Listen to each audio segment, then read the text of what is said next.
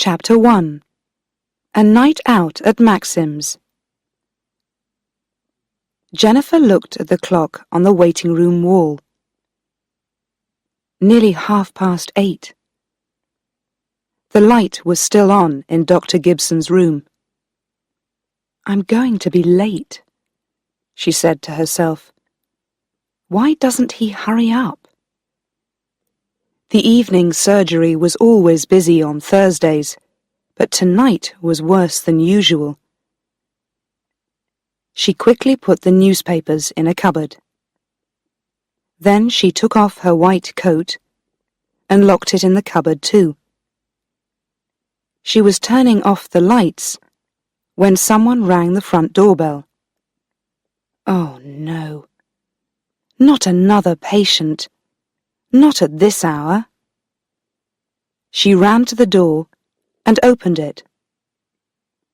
Outside, it was dark, but she could see a man, his hands deep in his pockets.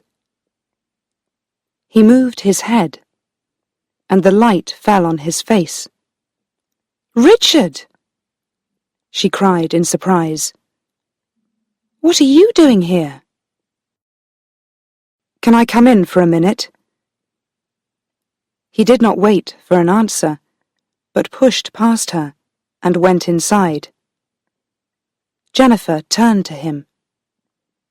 She was usually pleased when Richard called, but this was the wrong time. "I'm sorry, but you can't stay. I must hurry. I'm meeting my friend Claire for dinner, and—" She stopped. It was Richard's eyes. They looked tired and worried. "What's the matter?" she asked. Just then Dr. Gibson called from his room. "Did I hear the doorbell, nurse? Was it another patient?" "No, it's only my brother, Richard," she called back. She turned back to Richard. "Is something wrong?" she asked again. He shook his head. "I'm fine," he said. "It's just... well, I had some trouble at work." "Trouble?" "It was nothing, really. I said something to my boss, and he didn't like it. He got angry with me, and in the end he told me to go. So I've lost my job." "Oh, Richard, not again! Why do you do these things?" Jennifer was beginning to feel cross with him. "And now you have no money, is that it?" "Take it easy, Jenny. I don't need very much, only £20. I'll pay you back next week. Really, I will." He put his hand on her arm. "You can do that for me, can't you? Just £20. It's for a present." "Yes, I know. A present for a very special girl, like the last one, and the one before." Jennifer knew her young brother well, and she was often angry with him, but she could never say no to him. She opened her bag, took out some money, and gave it to him. "But remember, I want it back next week." Richard smiled and put his arm around his sister. "Thanks, Jenny. This is different. Really, she's very, very special. But you're in a hurry, so I'll go now." "Don't forget," she called after him. "Next week, £20. Maxim's restaurant was busy. Young men and women from offices, several older people, a group of students, and a few theatre people. Jennifer looked around for her friend. Claire usually sat near the window, But tonight she was not there. Somebody was having a party, and all the tables on that side were full. Then Jennifer heard Claire's voice behind her. "Did you get lost? I've been here for hours." "I know I'm late," Jennifer said, "and I am sorry. Today has been really busy. The last patient didn't leave until 8:30. And then I had a visit from Richard. He wanted to borrow some money. He always wants to borrow money." They went to an empty table. A waiter came up to them and took their orders. At that moment, there was a cheer from the party beside the window. An older man in a light grey suit was standing up. He spoke for a few minutes and then held up his glass. All the others stood up and looked at a young girl with large gold earrings who was sitting in the chair next to him. Everyone was laughing, and then they began to sing "Happy Birthday to You." They were all looking at the girl, but she herself just sat there without a smile on her face. The song came to an end, and there was another loud cheer and more laughing and shouting. Someone called out, "21 today! 21 today!" And this time, everyone in the restaurant sang too. Suddenly, there was a loud crash. Then someone screamed, and a voice shouted, "Bring a towel, quickly!" The man in the grey suit was lying across the table. He was holding his face, which was red with blood. On the table there was broken glass. Someone said in a loud voice, "What happened? Did he fall?" Several people were speaking at the same time. "It's his heart, you know. Joe's been in and out of hospital for years. His head hit those glasses." The man was still lying across the table. Jennifer jumped up, and both she and Claire ran over to him. "We're nurses," said Jennifer. "Can we help?" There was a cut on the side of the man's face. It was deep, and he was losing a lot of blood. A waiter ran up with a towel. Jennifer took it and held it to the cut. The man's mouth was open, and he was making strange noises. "He needs a doctor. We'll have to get him to hospital," Jennifer said. She turned to Claire. "You came here in your car, didn't you?" "Yes. Come on. We'll take him," Claire replied. They helped the man outside and put him in Claire's car. Jennifer jumped in beside him, and they drove off. She was still holding the towel to the man's face. The blood was not coming so fast now, and he was beginning to feel a little better. Where are we going?" he asked. "Are you taking me home?" "Just stay there and don't speak," Jennifer told him. "You fell and hurt yourself. You'll be all right, but you must see a doctor. We'll be at the hospital in a few minutes." At the word hospital, the man immediately tried to sit up. "No, no," he said angrily. "I don't need to go to hospital. I'm feeling better now. Just take me home. And who are you? I'm a nurse, Jennifer told him. And you need to see a doctor. We're nearly there now. Just sit still and stop talking. But the man was feeling stronger now, and he would not be quiet. He pulled at Jennifer's arm and said loudly, I don't need a doctor. It's just a small cut on my face.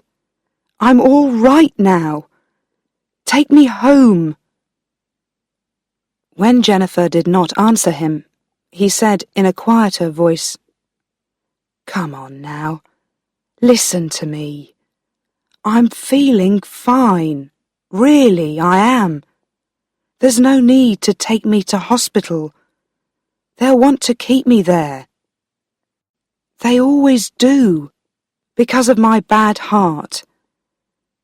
You see, I have to meet some business people the day after tomorrow.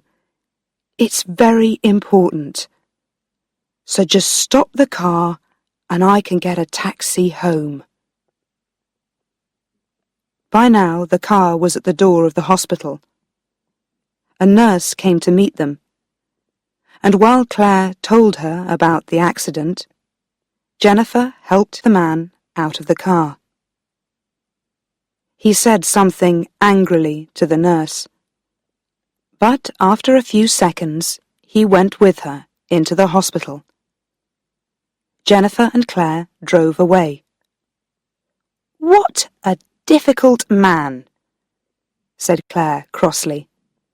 No, thank you for your help, or you're very kind. Some people never say thank you, Jennifer said. Don't worry about it. When they got back to Maxim's, a police car was standing outside, with its blue light on. There was a small group of people around the door. Jennifer pushed through them, Claire behind her. They tried to go inside. A policeman moved forward and put up his arm. You'll have to wait here, he told them.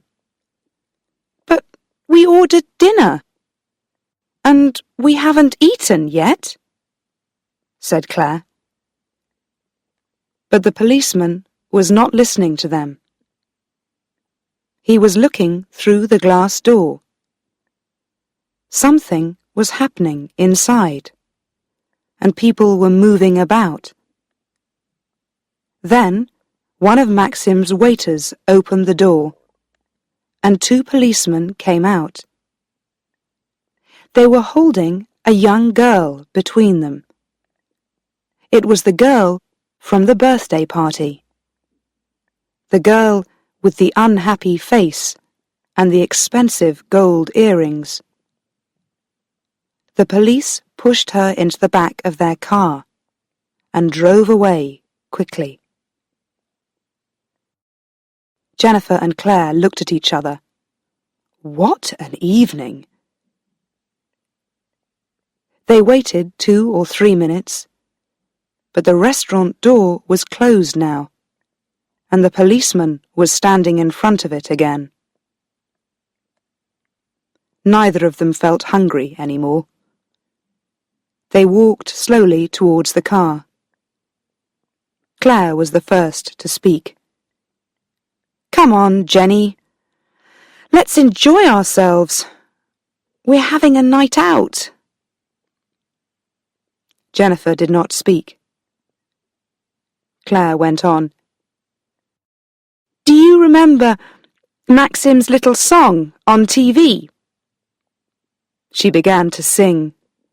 Come where the music's wonderful, come where the food is fine. Let's all meet at Maxim's, we'll have a wonderful time. She stopped. Jennifer was not pleased. All this is not really my idea of a wonderful time, she said. "I'm tired, and I wanted a nice, quiet evening, a good meal, and an early night." "Come on," Claire replied. "Let's go to another restaurant." "No, let's leave it till next week. I'll just walk home now." They said goodbye.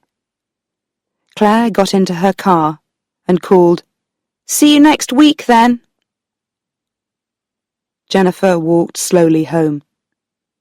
She felt unhappy and worried about her young brother, Richard.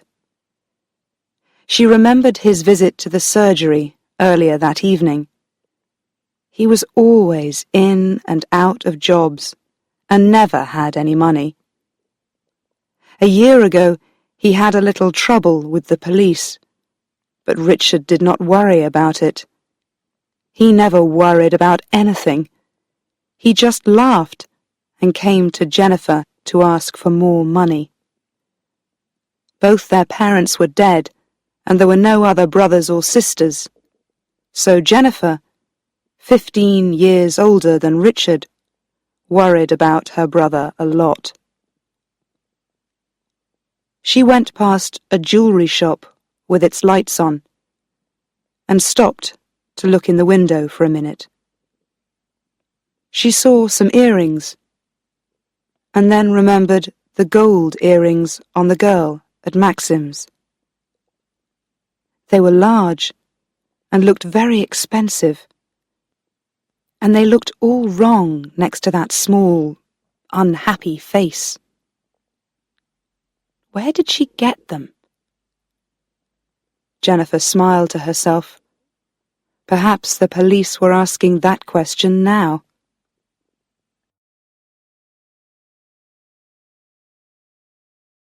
Chapter 2. A Visit from the Police. Jennifer did not sleep well that night. She woke up feeling tired and unhappy. When she arrived at Dr. Gibson's surgery, she looked into the waiting room. It was nearly full. "Another busy morning," she said to herself. Just then, she heard the doctor's car outside. He hurried in and went into his room. 3 hours later, he finished with his last patient. Jennifer brought a cup of coffee and put it on Dr. Gibson's desk. He said thanks, and she turned to go. Just a minute," he called after her. "I want a word with you." He sounded a little cross. "There was a phone call for you this morning, about an hour ago. You were busy at the time, so I answered it." "Oh, who was it?" "Let me see, I wrote it down somewhere."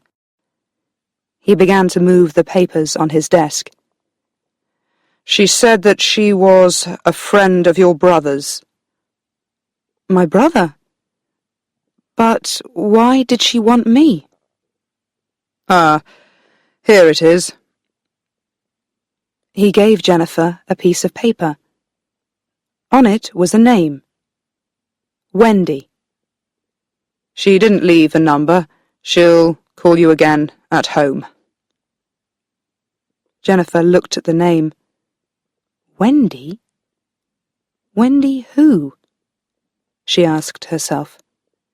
"Thank you, Dr. Gibson," she said. "And tell her, please, no phone calls during surgery hours." "I'm sorry. It won't happen again." Jennifer wanted to explain that she did not know this Wendy, but decided not to. A few minutes later, Dr. Gibson shouted goodbye to her, and Jennifer was alone. She knew a few of Richard's friends, but nobody called Wendy. But Richard changed his girlfriends as often as his shirts. Jennifer did not try to remember all their names. At the end of the day, Jennifer arrived at her flat and was going up the stairs when she heard voices above. 2 men were standing outside her door.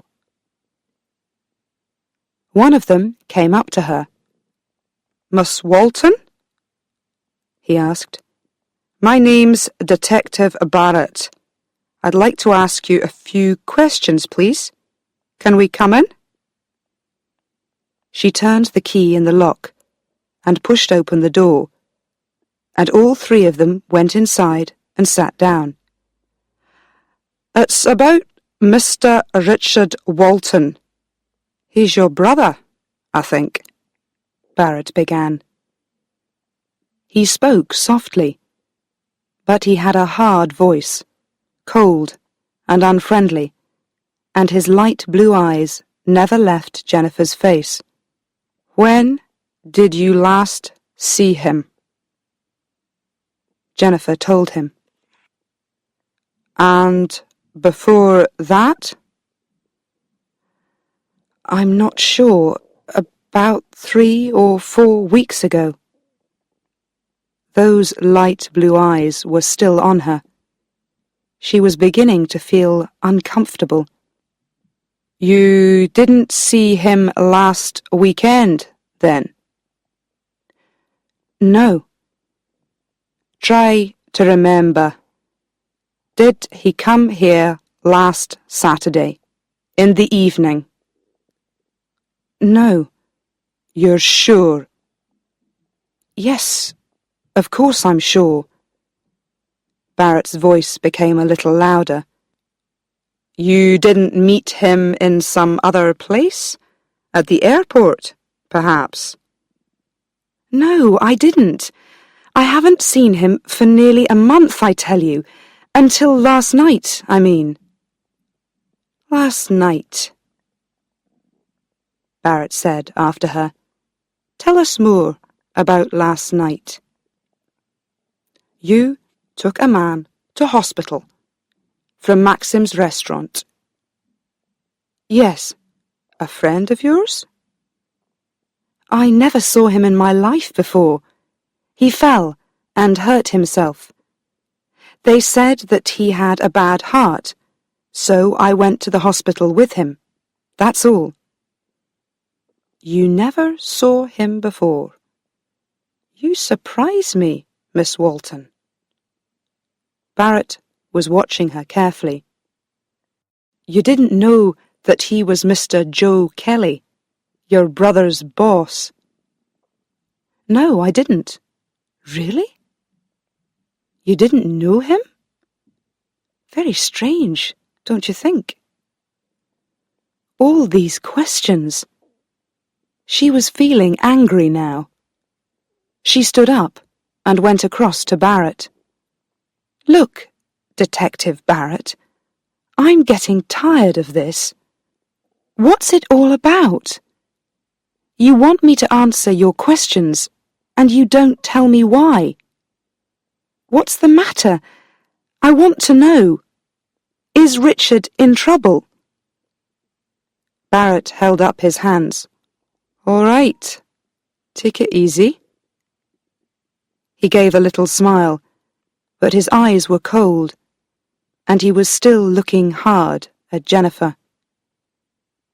The other detective said something quietly to Barrett. Then Barrett went on. "Your brother, what do you know about his girlfriend?" "His girlfriend?" "Yes, Wendy. He works with her at Joe Kelly's." Wendy! The mystery telephone call at the surgery that morning. Jennifer tried to hide her surprise. She looked first at Barrett, then at the other man. Then she said coldly, "Richard doesn't talk to me about his girlfriends." He's told you about Wendy, I'm sure. They're very friendly, the two of them. They went to Germany together. He turned to the other man. Last weekend, wasn't it? The second detective moved a little nearer and spoke quietly to Barrett. She doesn't know anything about this. You'll have to explain it to her. Barrett turned to Jennifer again. We're looking for some stolen jewellery from Germany, and we believe that your brother knows something about it. You won't like this, Miss Walton, but your brother works for a criminal, a thief, and one of these days he's going to find himself in trouble.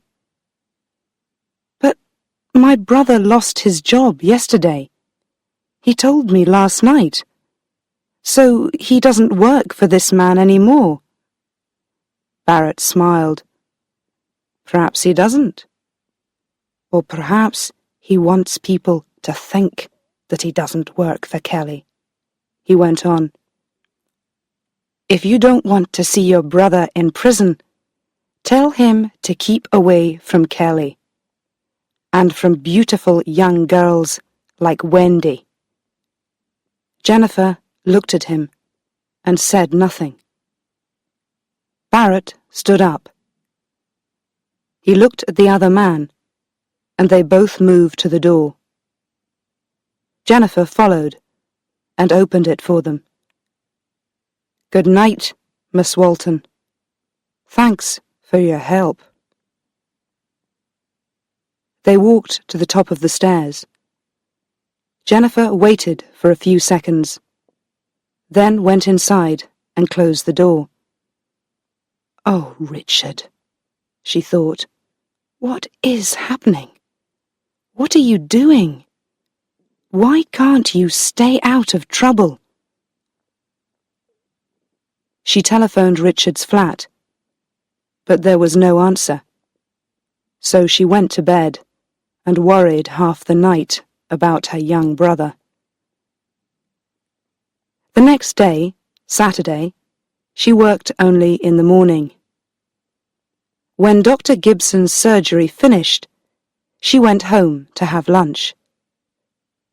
Then she planned to go round to Richard's flat and talk to him. But when she got into her flat, the telephone was ringing. She ran across the room and answered it. Hello, is that Jennifer Walton? Someone asked. It was a girl's voice. Yes, Jennifer here. Who's speaking? The caller was silent for a second or two, then said, You don't know me, but I'm a friend of your brother's. Are you free just now? I need to see you. It's important, she went on quickly. I'm just round the corner from your flat. Can I come up? I'll be there in 3 minutes. And she put the phone down. Jennifer was waiting at the door when her visitor arrived. She looked at her in surprise. She knew that face. It was the young girl from Maxim's, but without the gold earrings today. The girl was also surprised. I saw you at Maxim's on Thursday night, she said. You took Joe Kelly to hospital. Are you Jennifer, Richard's sister? Yes, said Jennifer. She looked at her visitor and began to put 2 and 2 together. And you must be Wendy. Yes, the girl said. Jennifer stood back, and the girl went inside. They sat down, and Jennifer looked at the girl coldly. So this was Richard's girlfriend, who worked for the criminal Joe Kelly. She had a beautiful little face and looked very unhappy, but Jennifer did not want to like her. "What do you want to see me about?" she asked. "It's difficult to explain," the girl began. She looked unhappily at Jennifer's unfriendly face. "You see, Richard has told me about you. He says that you're very kind. You always help him. He gave me your phone numbers and said—" She stopped, and Jennifer waited. "He said that I could ask you for help." Jennifer smiled to herself. Always the kind big sister, she thought. She looked at the girl's small, worried face. "Well, go on then," she said, more kindly. "Tell me all about it. I hope that Richard's not in trouble." "You see, I work for Joe Kelly," Wendy began. She talked for a long time, and Jennifer listened carefully. This was Wendy's story. Chapter 3. Wendy's story. Kelly is not a nice man, and I've never liked him. I've worked for him for a year now. My father got the job for me. He told me to work hard and not to ask questions. Kelly often gets angry, and when he's angry, he shouts at everyone and his face goes very red. I'm afraid of him, but I don't want to lose my job. I need the money, and it's not easy to find another job. Richard started work at Kelly's about a month ago. We're good friends, but we don't talk much about our jobs. Nobody at Kelly's talks about the work. We don't really know what his business is. He has 2 garages in the town, and he buys and sells old cars. But he also buys and sells a lot of other things too. Furniture, old pictures, jewellery. I think that some of these things are stolen, but I don't ask questions. 10 days ago, Kelly called me into his office. I stood there and waited. He began to say something to me, but he stopped and looked down at his papers. Then he took out his diary and opened it. "Wendy, what are you doing next weekend?" "I'm not sure, Mr. Kelly." "How would you like to go on a little business trip? I'll pay you for it, of course." This surprised me, and I did not reply immediately. Then I said, "A business trip, Mr. Kelly?" "Yes, to Germany. Just for the day. It isn't a difficult job, but it's important. What do you say?" I did not know much about Mr. Kelly's business, but I did know that there was something strange about these journeys to other countries. They happened every 2 or 3 months, and after them there were secret meetings in the office, often late in the evening. I decided that I did not want to go. But I've never been to Germany. Don't you think...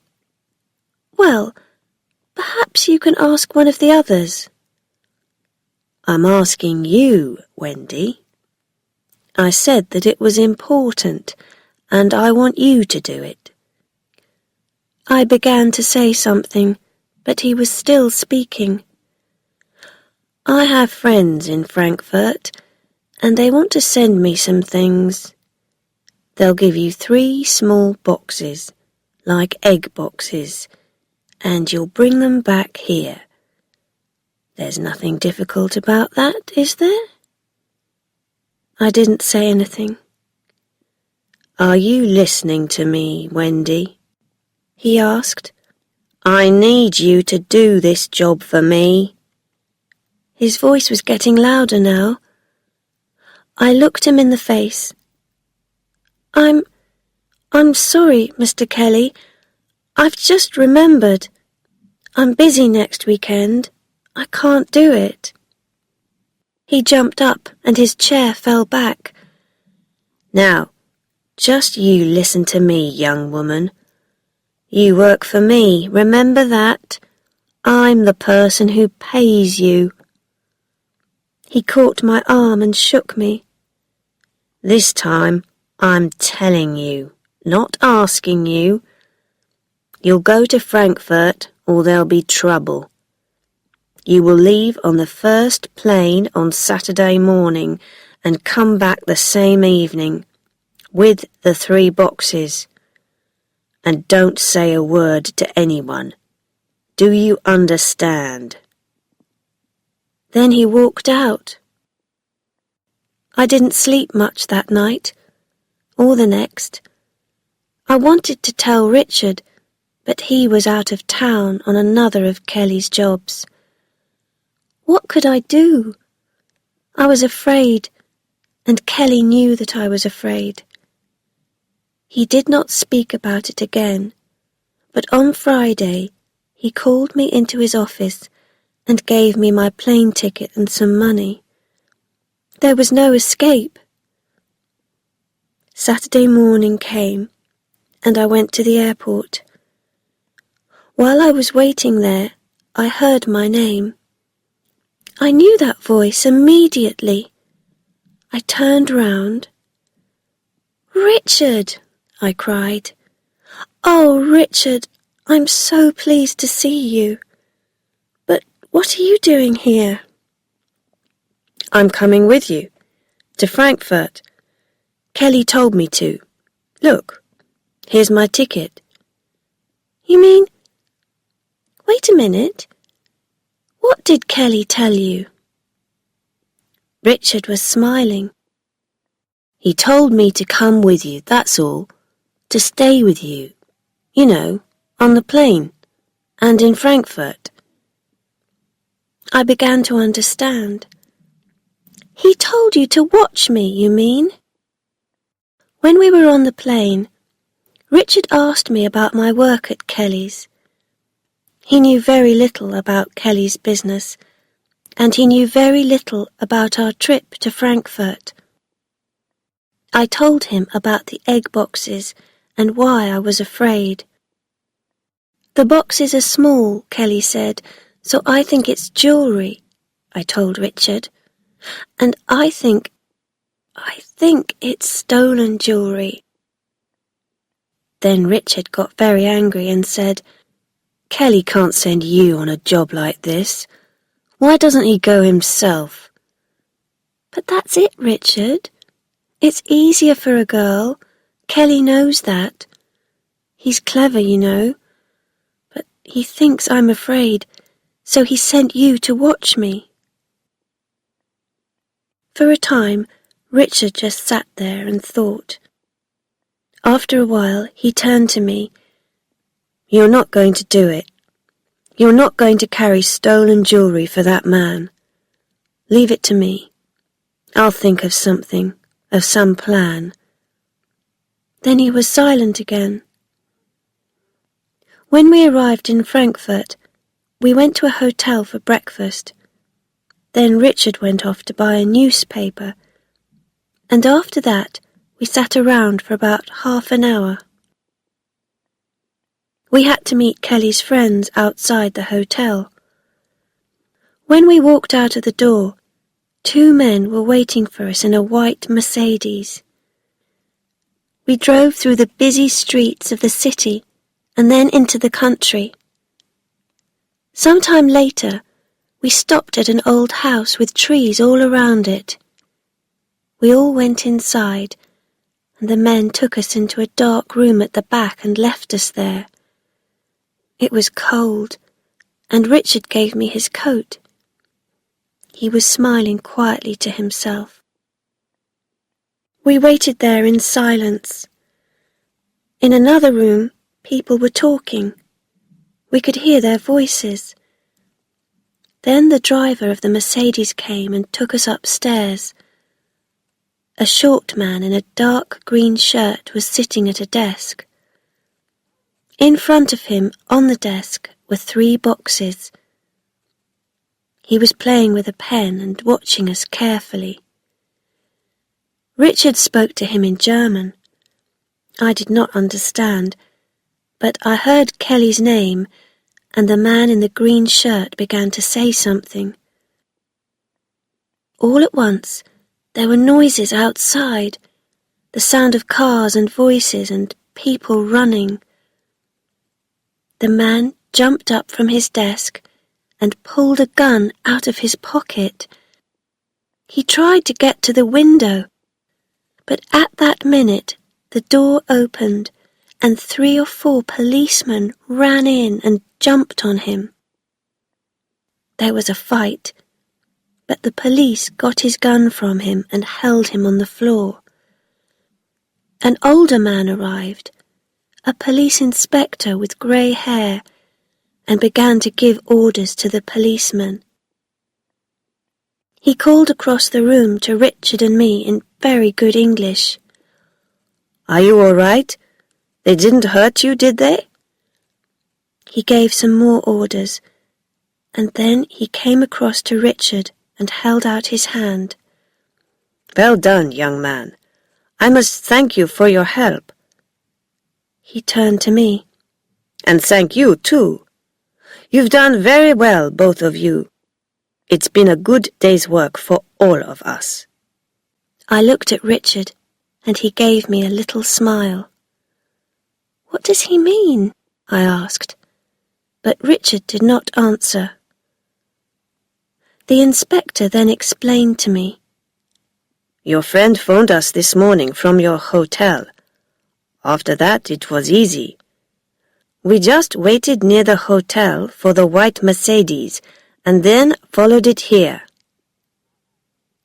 The inspector took us back into Frankfurt in his car, and when we arrived there, we went at once to his office.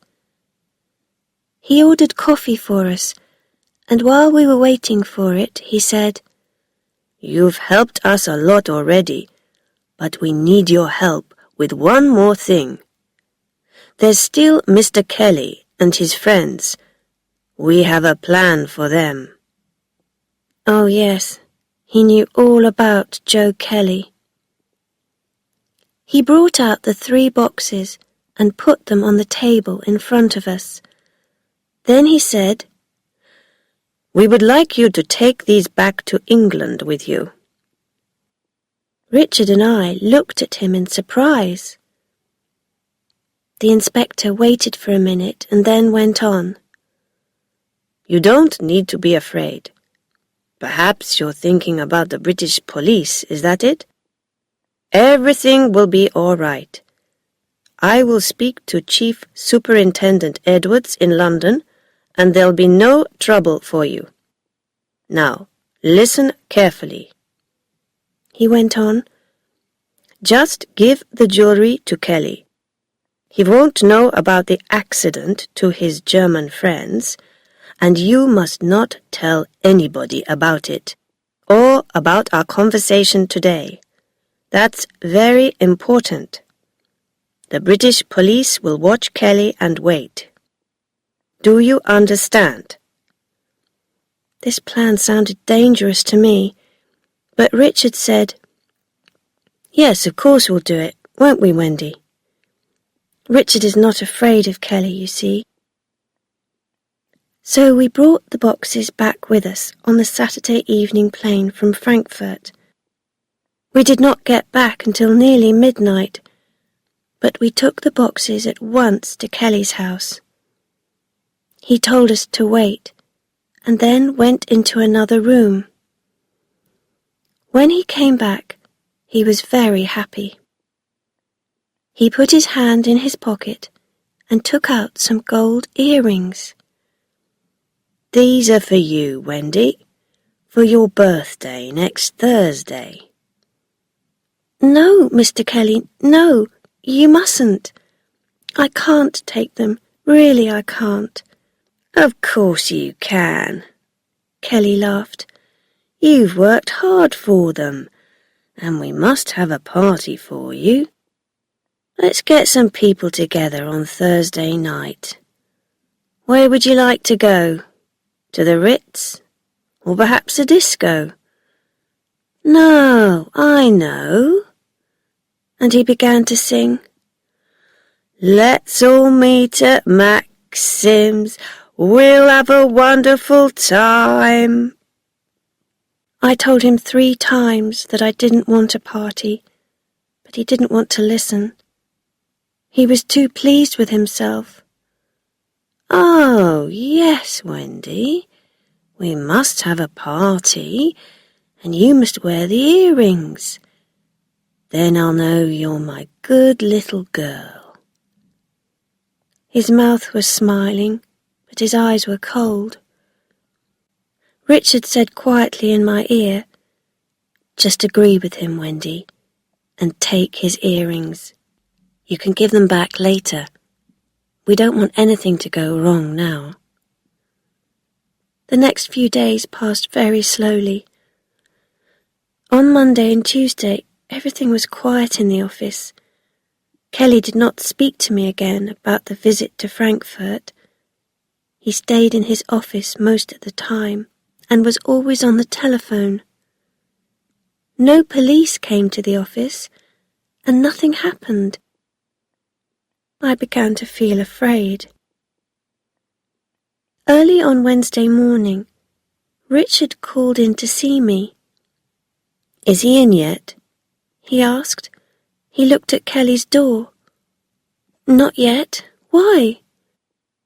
I want the keys to his office, just for a minute. But Richard... Come on, Wendy. He'll never know. You can't go in there, Richard.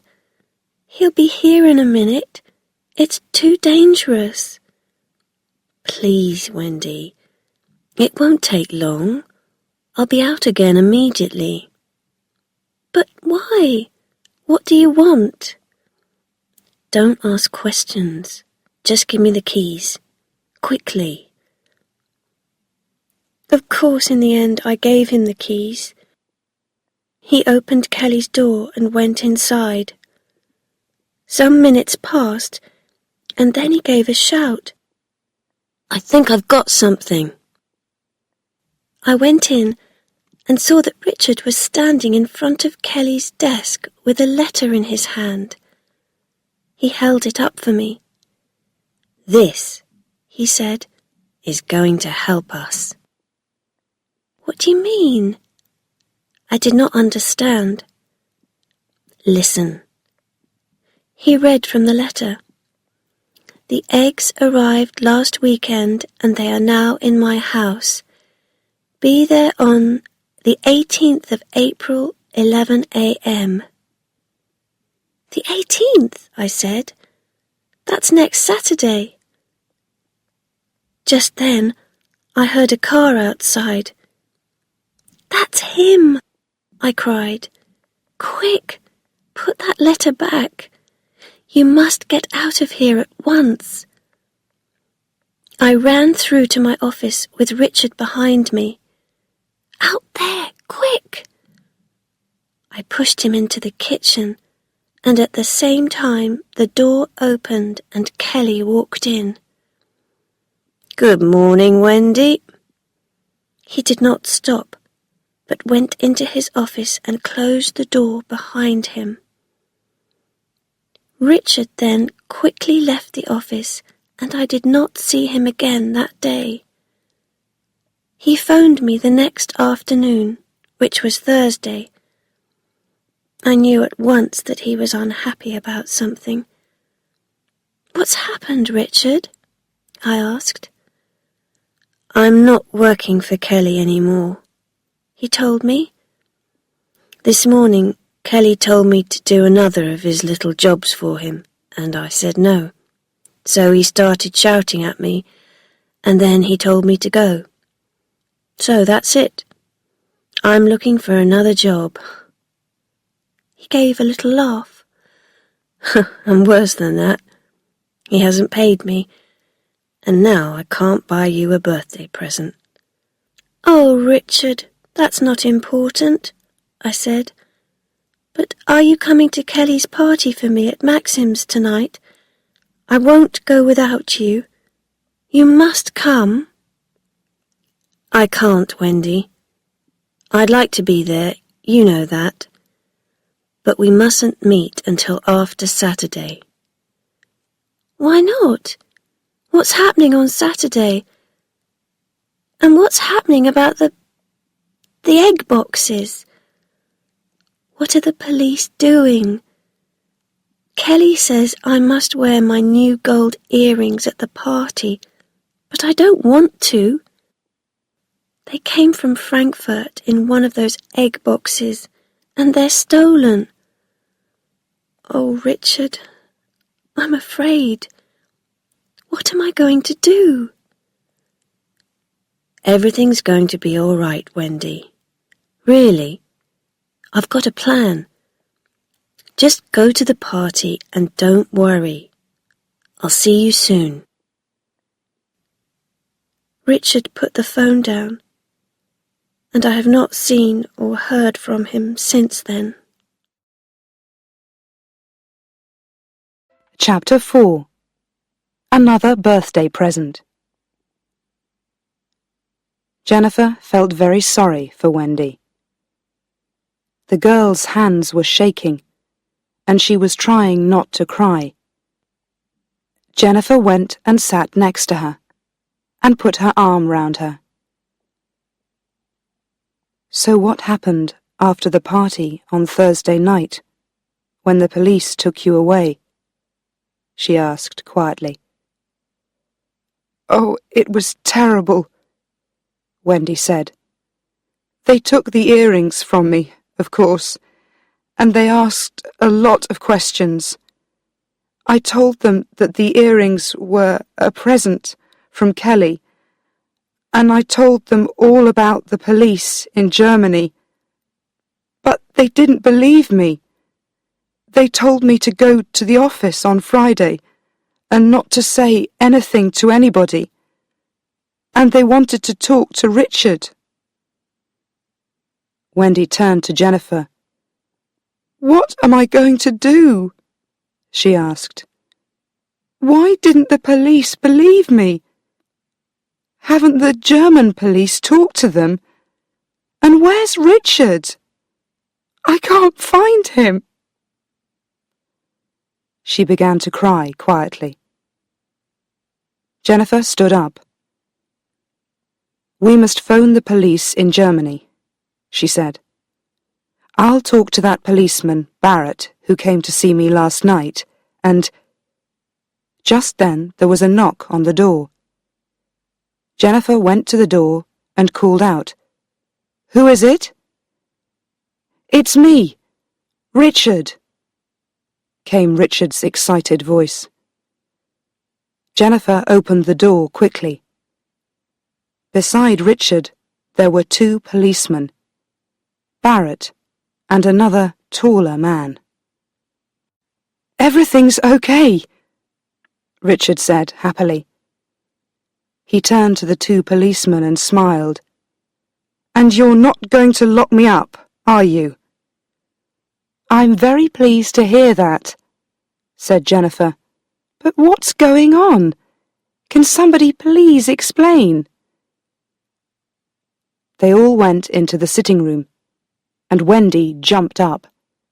She looked at the policeman, and her face went white. Everybody began talking at once, and Richard put his arms round Wendy. The tall policeman laughed and turned to Jennifer. My name is Edwards, he said. I'm sorry about Barrett's visit to you last night, but we didn't know about Richard and Wendy then. I talked to the Frankfurt police an hour ago. We already knew about the stolen jewellery in Germany, of course, and we were watching Kelly. but they didn't tell us that they caught the German thieves last weekend, all about their little plan with Richard and Wendy. They wanted to keep it very secret. They were afraid that Kelly would hear about it. But we know now, and everything's all right. But what about Kelly? Cried Wendy. And the egg boxes?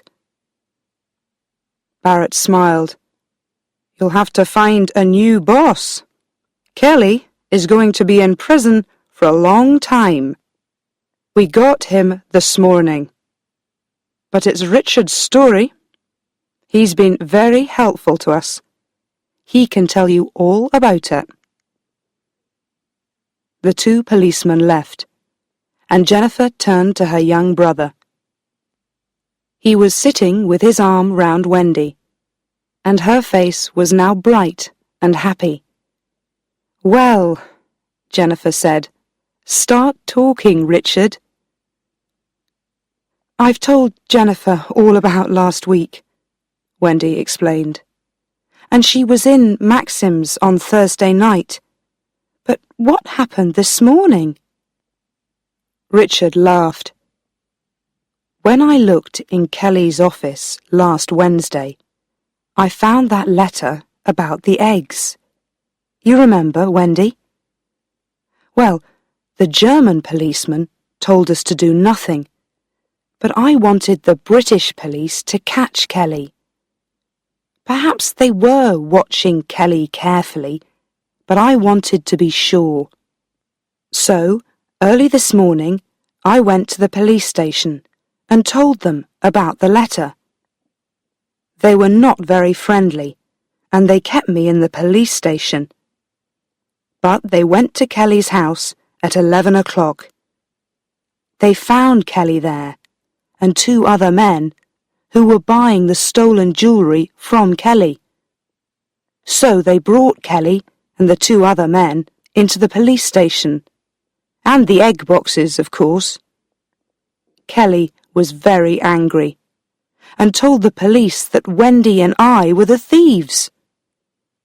I told Barrett and Edwards about the German policeman's plan again and again, and in the end they telephoned Germany and talked to the inspector in Frankfurt.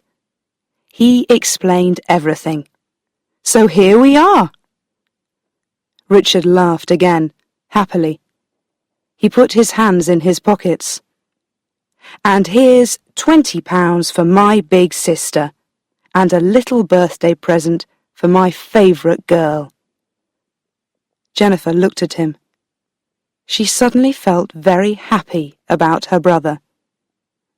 You can keep the money, she said. It's not important.